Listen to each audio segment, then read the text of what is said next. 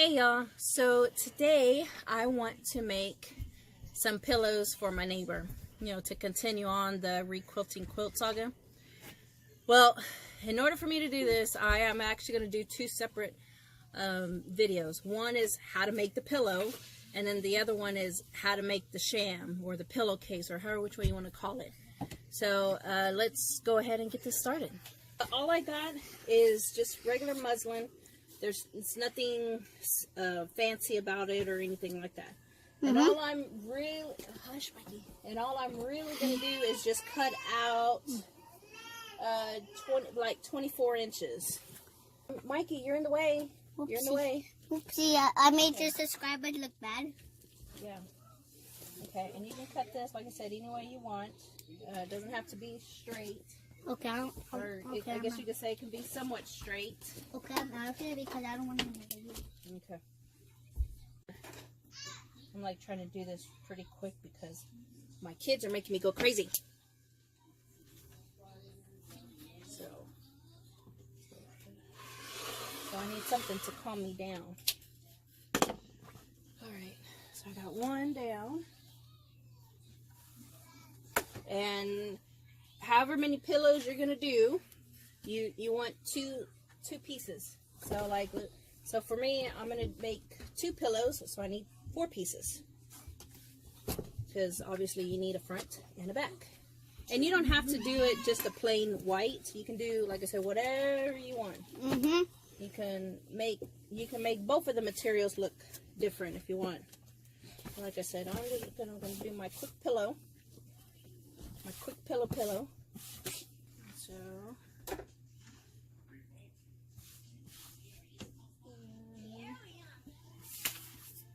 oh yeah, and even if you want to use what's it called? I got an egg. A fat quarter. Eggs on the ship. You can use fat quarters also. Oh, Mikey. I gotta get on this. You're not getting this. You're not getting that egg. Okay. Oh, I am gonna get the egg. Everybody, get egg, and when we get to Piggy Island, when we get to Piggy Island, we shall go put the eggs in our houses. All right? Go! Hi everyone. It's Mark. Move, Stinky. Move. It's Mark. My name is Mark. Oh my goodness. Yeah. Then you wonder why I go crazy. I can't handle kids, and I have 4. That's alright. They're good kids. I just go crazy. Alright, so let's iron these out. I'm just going to do a quick iron on them. Now this is what you call quick ironing. We already ironed them all. We cut them out. Already ironed them. Now the next thing that we're going to do, I want the pillows to be a little bit firm, but not too firm. Have like some body in it. So I'm going to get some of my batting.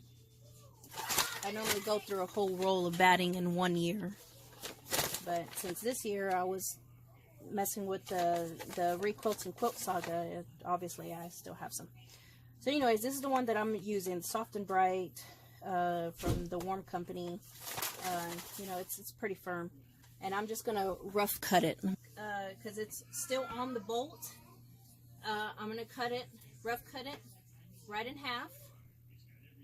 Because it's on the bolt, it's folded, obviously, in half. And this is big enough to where I have some leftovers anyways. So I'm going to rough cut in half. And then slice it in half. I'm just going to go like this, fuck it. So now I have two pieces for 1 pillow, because like I said, I'm going to use one side to one the other side. So yeah. And then of course these are going to be scraps. I use these for my pillows. So don't throw them away.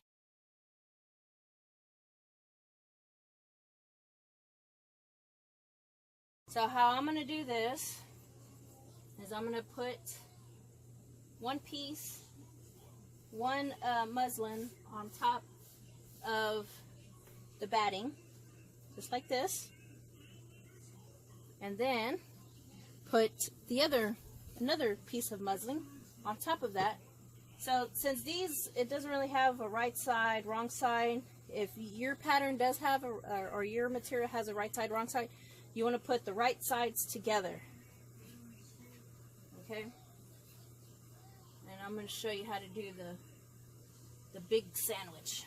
A big sandwich. All right. Put it right on top of each other. All right. And then, last but not least, we're going to pick this up, all of it together, and then put another batting on top of it. So it's going to be batting, material, batting. I can cut off this excess. Now we can cut it a little bit closer. And I am leaving the selvage on because I'm going to sew a bigger, I'm just going to sew right into it. I'm not going to like do anything fancy. Alright. Scraps, save it. And then, whee! There we go. Alright, and then same thing on the last one. Don't worry about these yet, because after we sew it, we're gonna put them all together. Put it all together. Actually, let me turn this one around real quick. I just noticed that I made one of these a little bit skinnier. So I'm going to put the skinny one on top. The skinnier material on top. Like I said, I'm not really making it a specific size, but it is a specific size. Yeah, I get nervous, and I don't know if it's frustration or what, but I do get nervous when I'm around my in-laws. I don't know if that's normal. Let me know if that's normal for y'all. I have no idea. Alright, so I got all of these. I got all the sandwich, the big sandwich, all right here lined up. Okay, so I'm going to go ahead and pin those real quick. I'm going to pin pretty far away from the edge. One, so you won't run over your pins. And two, it'll give you some space. And I did like 2 inches away. So, just in case if anybody's like, oh, how far did you get it? Oh, that's how far. At this point, you're going to be doing not only your trimming, but pinning, everything else, just to get it all manageable for you. And make sure that your pillow is the same size all the way around.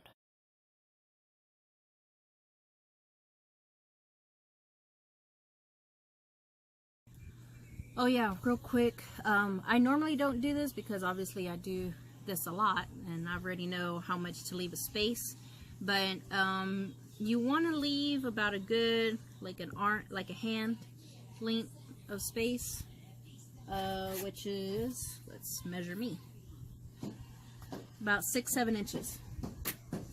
You know, an opening, so that way you know you can turn everything inside out. I normally do like a little bit smaller, and I try to work it in to stuff it. But whatever you're comfortable with. If you want a big open space, make a big open space. If you want a little open space, make a little open space. Whatever that you know that you can fit everything in to put it inside out. So I'm, like I said, I'm just gonna mark it. And this is all gonna be inside, so it doesn't matter if you use a permanent marker or not. I'm using my heat, the heat one.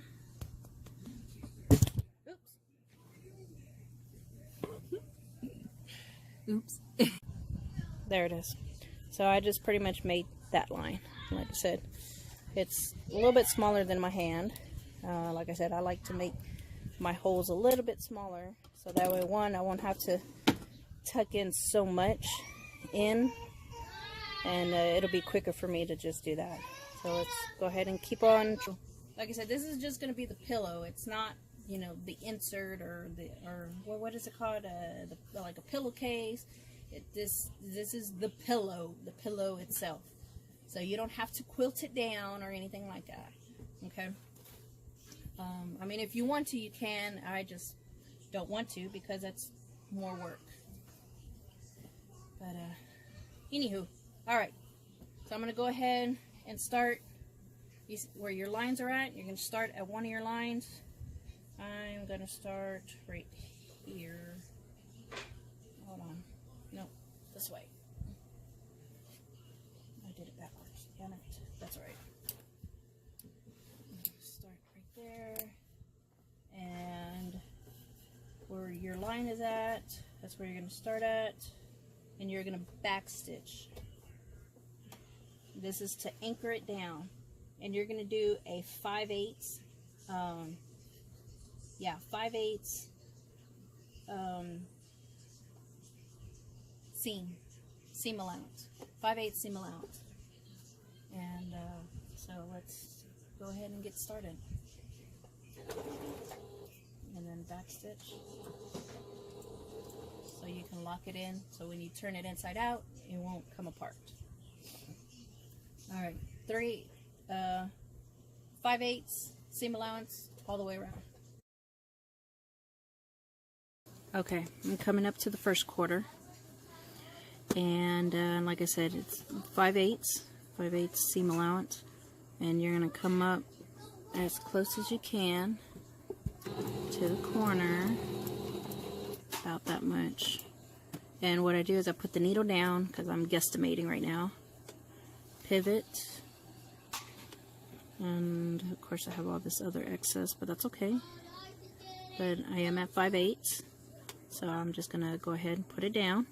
If you're too far or not close enough, then you can always put this back and then just hand crank it to where you need to get to. Just pretty much you want to get as close as you can to your 5/8. Okay. All right. Continue on. All right, we're coming up to the next corner. About right here. I'm guesstimating, so I'm going to put it down. And yep, 5/8. There it is, because this is even with that. So yeah, we're good. We are good.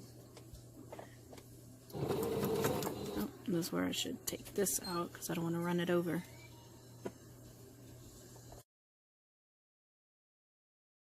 Oh, just to give y'all, oh shit, yeah, I already fucked up. Just to give you a heads, the main thing that I'm looking at is the cotton material, not the batting. Obviously, I steered off because 5/8 is right here and the cotton's over here, so I'm back at a quarter. So I'm going to go ahead and chop this off real quick. Take that off. Let me bring this over here a little bit. There we go. Let's see. I'm not going to cut the seam. I'm just going to go more in, but I am going to cut a little bit of the batting so that way I can be a little bit more even with the material. Sometimes I'm pretty good at it and I can eyeball it. Obviously, sometimes I'm not. So, yeah, see it? Like I was good right here. Then I steered off right here. See how it's thinner? So, let's continue on. Okay. And so, 5/8 right there. I'm gonna back stitch just in case. Alright. Yeah, because I was starting to looking at the foot instead of right here. Let me bring it this way a little bit. There we go.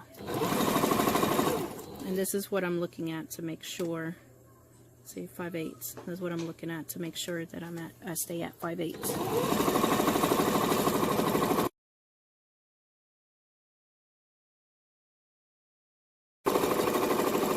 Alright, here we are. We're coming up to another corner. Put the needle down. Turn. Let me see. Nope, I'm too far because I'm at 3/4. So I need to hand stitch it one down. One down. Okay, let's try that. Nope, maybe hand stitch 2 more down. 1, 2. Hold on. Alright, now let's see. Alright, yep, 5/8. There it is. Bam. Yep, 5/8.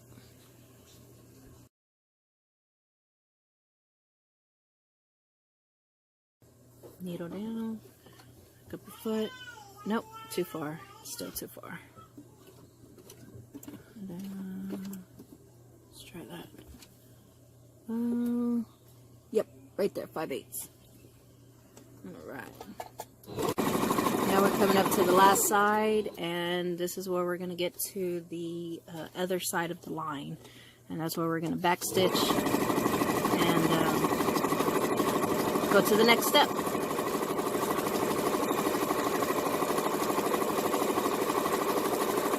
Okay, here's the line right here. There's the line. This is where we're going to end. Where it tells us, hey, this is where the ending point is. And we're going to backstitch right here. Okay. Backstitch. Alright, just in case. Alright, now let's go ahead and move this over here. Take all the pins off.